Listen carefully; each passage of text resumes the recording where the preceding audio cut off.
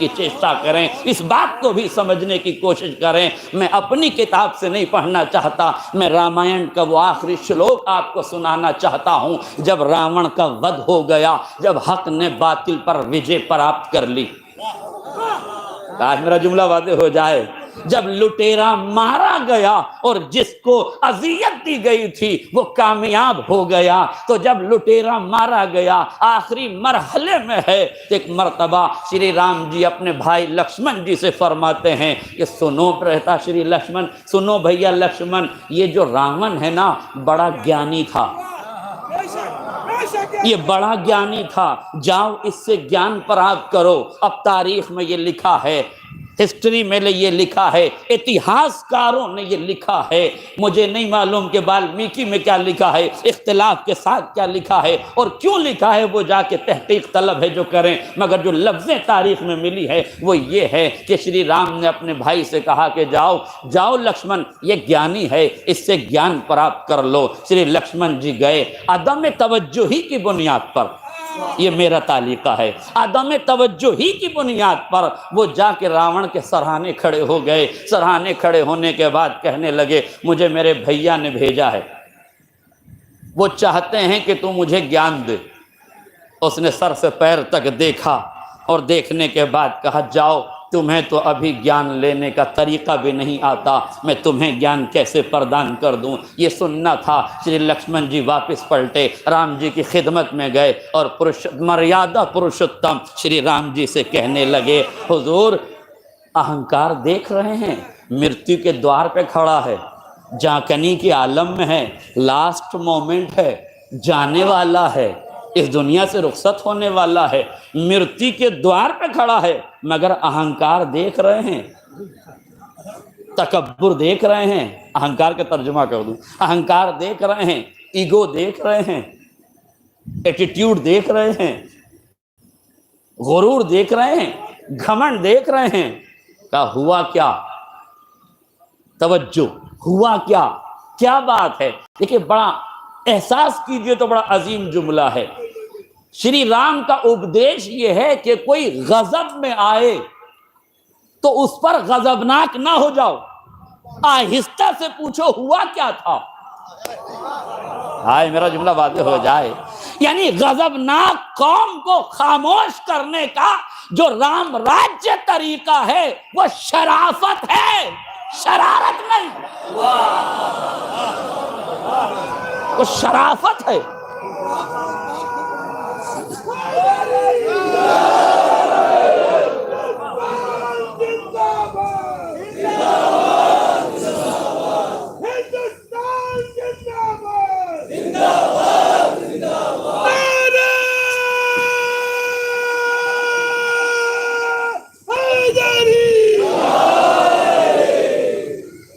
غور فرمایا آپ نے، فوراً انہیں شانت کیا، خاموش رہو تھوڑی دیر، اب بتاؤ ہوا کیا؟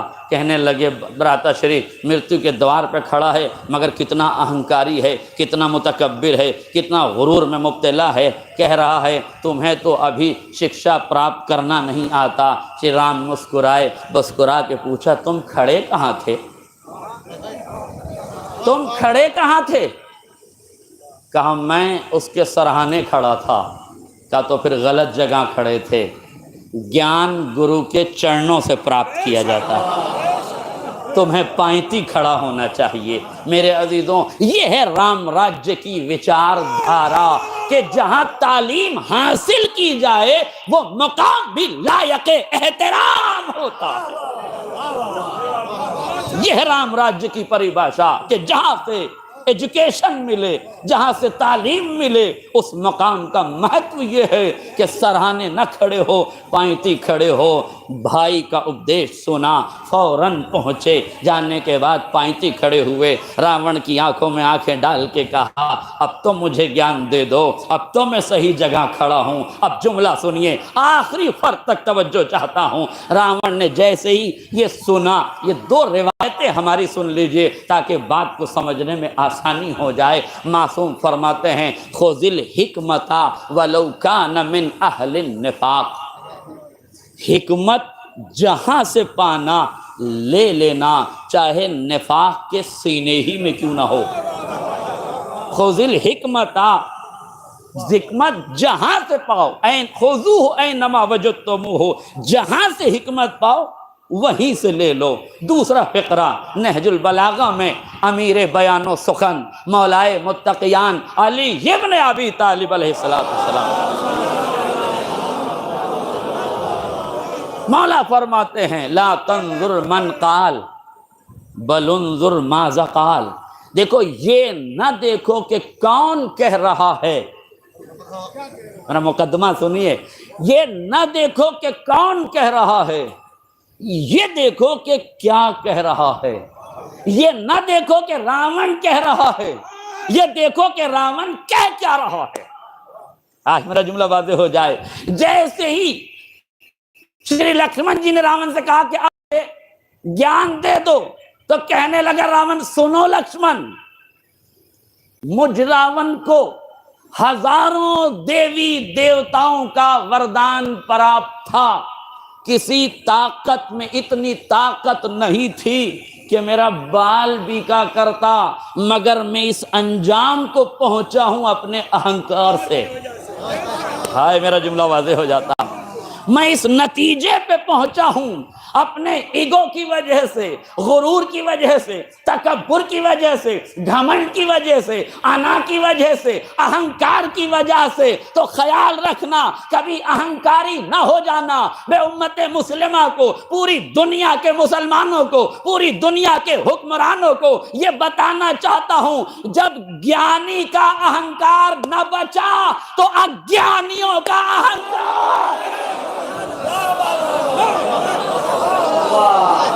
نعرہ تکبیر، آخری آدمی کا ہاتھ اٹھانے، نعرہ تکبیر، نعرہ رسالت، ہندوستان، ہندوستان، اسلام، نعرہ حیدری۔ ایک سلوات پڑھ دے محمد اور آل محمد کو۔ ہندوستان تک ٹھیک ہے، بس ہندوستان۔ اہنکار کسی کا بھی نہیں بچے گا، اتنا بڑا گیانی تھا مگر اہنکار کی وجہ سے مارا گیا، اتنا بڑا گیانی تھا اپنے اہنکار کی وجہ سے ڈوب گیا۔ اس کا مطلب یہ ہے میرے عزیزوں، برا نہ مانیے گا، میں یہ نہیں کہہ رہا ہوں کہ حجاب کے خلاف ریلیاں نکالو، حجاب کے خلاف ریلیوں کی ضرورت نہیں ہے، اپنی بچیوں کو باحجاب بنا دو، اپنی بچیوں کو باحجاب بنا دو، اس لیے کہ حجاب انسانی نظریہ ہے، حجاب ہندوستانی سبھیتا ہے، یہ اسلامی نظریہ بعد میں ہے، ہندوستان کی سبھیتا پہلے ہے۔ دیکھیں کچھ چیزیں فطرت میں ودیت کی گئی ہیں۔ امریکہ نے ایک گڑیا بنائی جس ڈال کا نام رکھا باربی ڈال، بہت سے لوگ جانتے بھی ہوں گے اس سلسلے میں۔ امریکہ نے باربی ڈال کیوں بنائی؟ تاکہ ایران میں بے حجابی کو عام کر دیا جائے، لہذا اپنا پروڈکٹ بنا کر بھیجا گیا ایران کی جانب۔ ایران میں جیسے ہی باربی ڈول پہنچی، ذرا سے اثرات ہونے لگے، بے حجابی کا پیمانہ چھلکنے لگا، مگر جو دیندار معاشرہ تھا، مذہبی معاشرہ تھا، مذہبی معاشرہ دو رخی نہیں ہوتا۔ دیکھیں برا نہ مانیے گا، میں چھوڑتا کسی کو نہیں ہوں، مذہبی نظریہ رکھنے والے، مذہبی وچاردھارا رکھنے والے دوغلے نہیں ہوتے، ان کے یہاں جو مجلس کا پردہ ہے وہی شادی کا پردہ ہوتا ہے۔ آئے میرا جملہ واضح ہو جاتا، جو مجلس کا پردہ ہے وہی شادی کا پردہ ہے، اس لیے کہ جہاں حجاب ہوس سے بچنے کا ذریعہ ہے تو مجلس سے زیادہ ہوس شادی کی ہے، اس لیے وہاں سے بھی بچنا ضروری ہے۔ ظاہر ہے جو دیندار معاشرہ تھا اس میں محسوس کیا، ایک عالم دین نے اپنی بچی کو تربیت دی تھی، ان کی زوجہ بھی تربیت یافتہ تھی، زوجہ نماز کے لیے کھڑی ہوئی ہوتی تھی تو بچی کے سر پہ اسکارف لگا دیا کرتی تھی، بچی روزانہ اسکارف لگاتی تھی، ماں کے پہلو میں کھڑی ہو جاتی تھی۔ اچھا اسکارف بچی کی وہی ماں لگائے گی جسے خود لگاتا ہو؟ تو اسے کیا پتہ جسے خود ہی اسکارف کا پتہ نہ ہو. اسکارف لگایا، بچی کو کھڑا کیا، چند دن بچی اس کے ساتھ نماز پڑھتی رہی.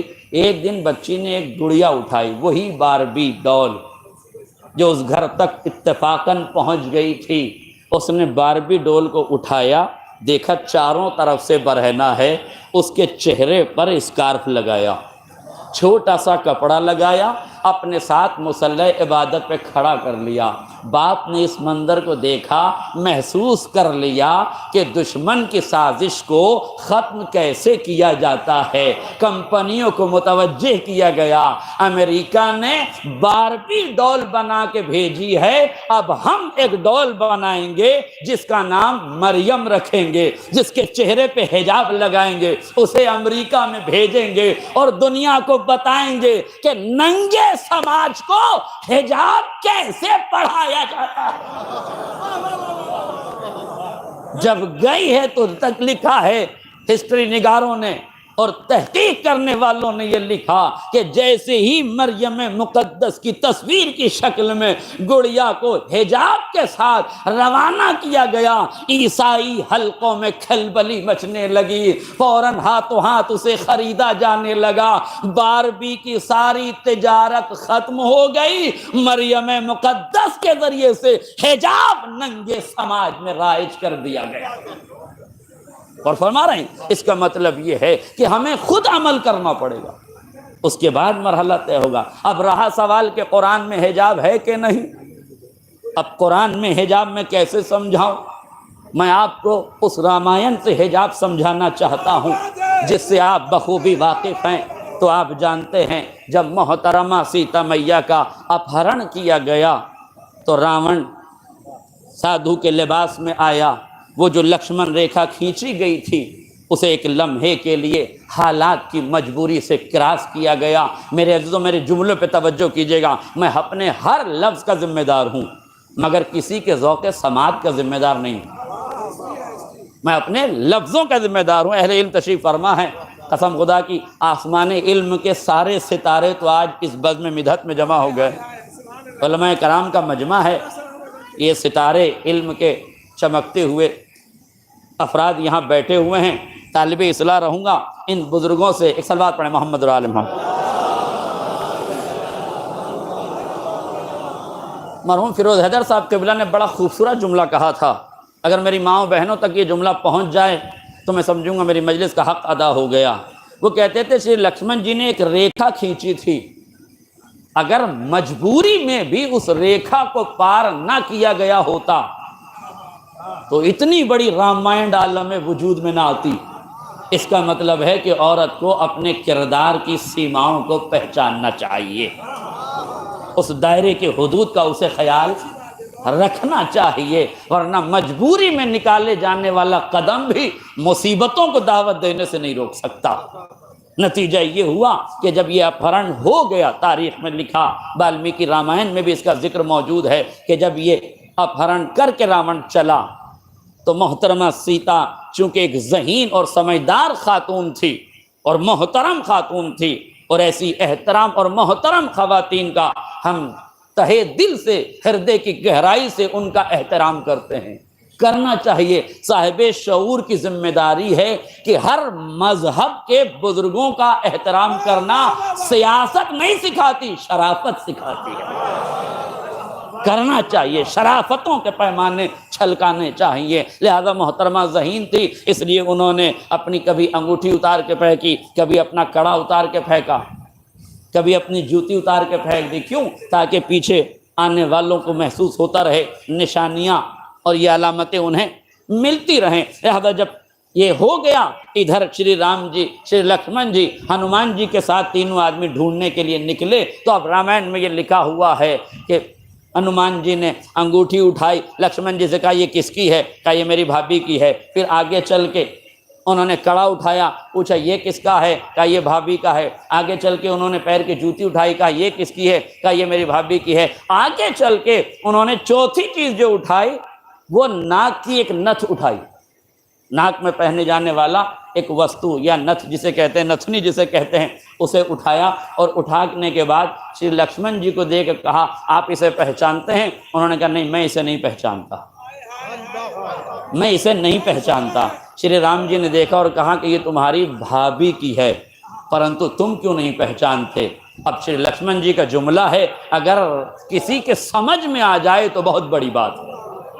وہ فرماتے ہیں برہتا شری، میں اپنی مریادہ کی سیماؤں کو جانتا ہوں، میرا دھرم مجھے بھابھی کے چہرے پہ نظر کرنے کی اجازت نہیں دیتا۔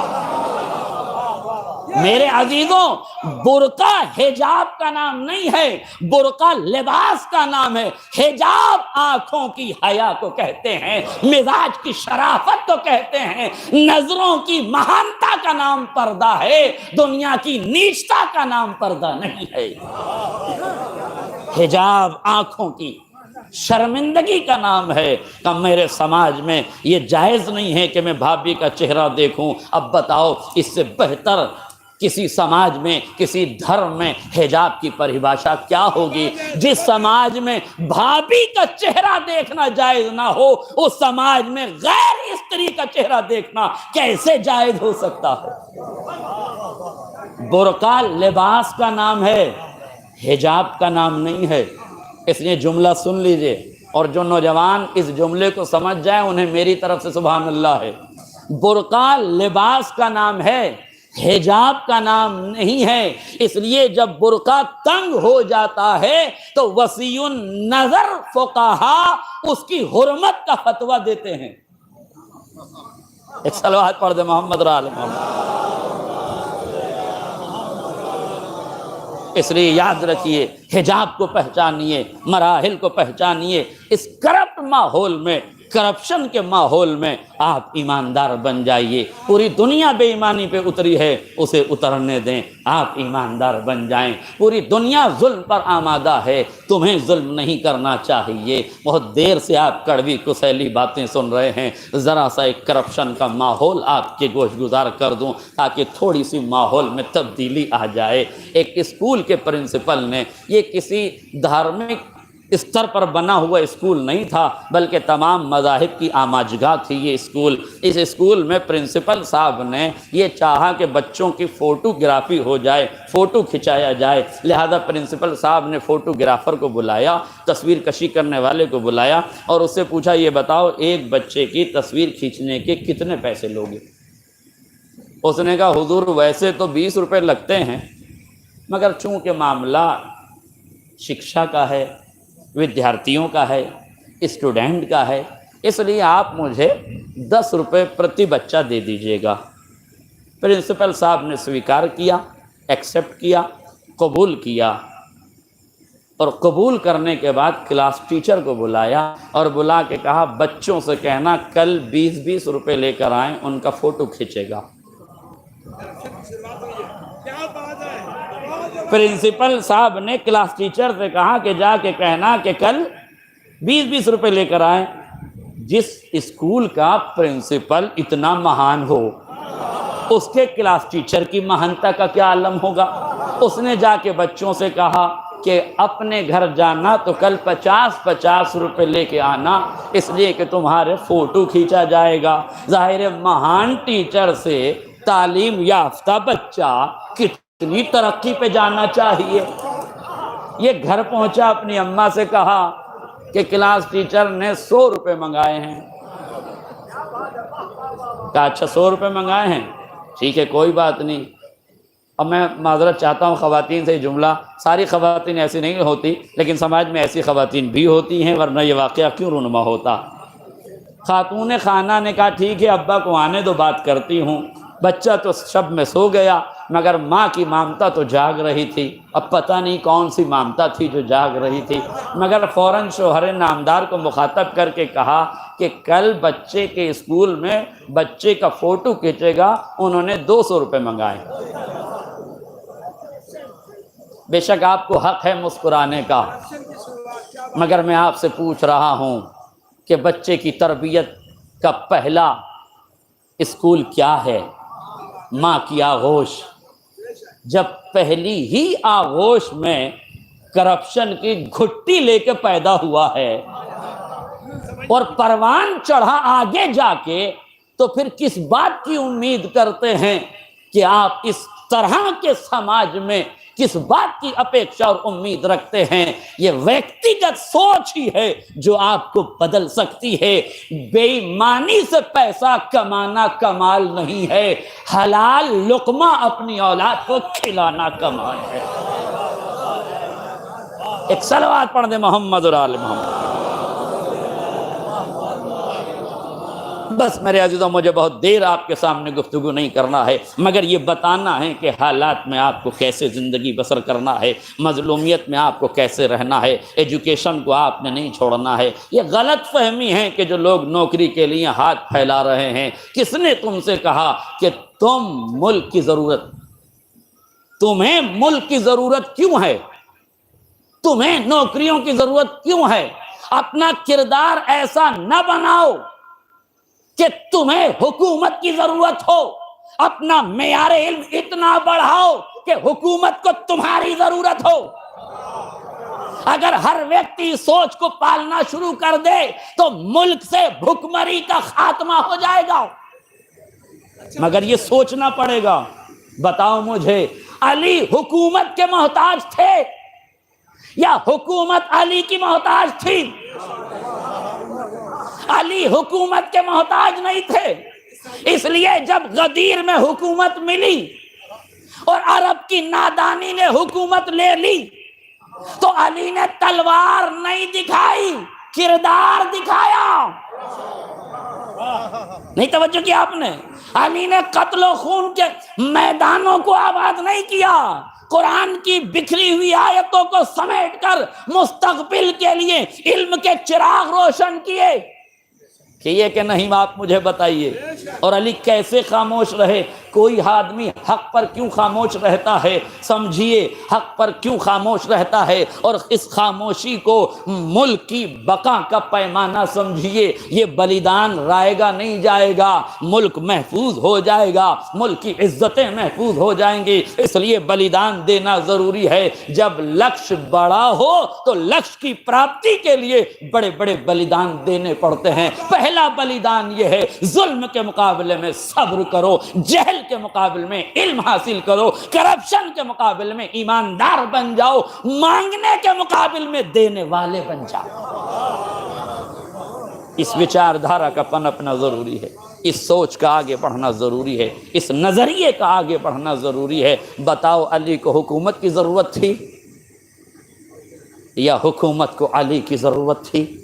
علی خاموش کیوں تھے؟ بڑا پرانا واقعہ ہے، مگر نئے انداز سے سنانے کی کوشش کروں گا۔ دو عورتیں لڑتی ہوئی آئی، ایک نے کہا بچہ میرا ہے، ایک نے کہا بچہ میرا ہے۔ علی نے کہا تلوار لاؤ، دو ٹکڑے کریں، آدھا اسے دے دو، آدھا اسے دے دو۔ ماں ہونے کا دعویٰ تو دونوں کر رہی تھی، مگر مامتا اس کی جاگی جو اصلی تھی۔ آئے میرا جملہ واضح ہو جائے، جو اصلی ماں تھی نا، ہاتھ جوڑے، کہا یا علی بچہ اسے دے دو، مجھے نہیں چاہیے۔ پوچھے تو کوئی کہ جب حق تیرا تھا تو مانگا کیوں نہیں؟ کہا یہی تو بتانا ہے، حق بچا رہے کسی کے پالنے میں زندہ رہے۔ آئے میرا جملہ واضح ہو، حق جیوت رہنا چاہیے، حق کو ٹکڑوں میں نہ بٹنے دو، حق کو ٹکڑوں میں نہ بٹنے دو، حق زندہ رہے گا تو اہل حق پہچان لیے جائیں گے۔ حق ہی ٹکڑوں میں تقسیم ہو گیا۔ توجہ، حق کو پہچانو، اہل حق کو خود بخود پہچان جاؤ گے۔ یہ نہیں کہ اہل حق کو پہچانو، حق کو پہچانو، اہل حق کو خود بخود پہچانو گے۔ دونوں ہیں دعویٰ کر رہی ہیں، وہ کہہ رہی میرا بیٹا ہے، وہ کہہ رہی میرا بیٹا ہے۔ علی نے کہا تلوار لاؤ، تاریخی جملہ ہے، جو سمجھ جائیں انہیں میری طرف سے سبحان اللہ توجہ کیجئے گا۔ علی نے کہا تلوار لاؤ، دو ٹکڑے کرو، آدھا اسے دے دو، آدھا اسے دے دو۔ حقیقی ماں چیخ اٹھی، یا علی بچہ مجھے نہیں چاہیے، اسے دے دو۔ یہ بھی ماں کا دعویٰ کر رہی ہے، یہ بھی مامتا کا دعویٰ کر رہی ہے، مگر رشتوں کو کٹنے پہ تیار کون ہو گئی؟ رشتوں کو بچانے کے لیے بلیدان دینے پہ تیار کون ہو گئی؟ سماج میں ایسی ماؤں کو پہچان کے سلام کرو۔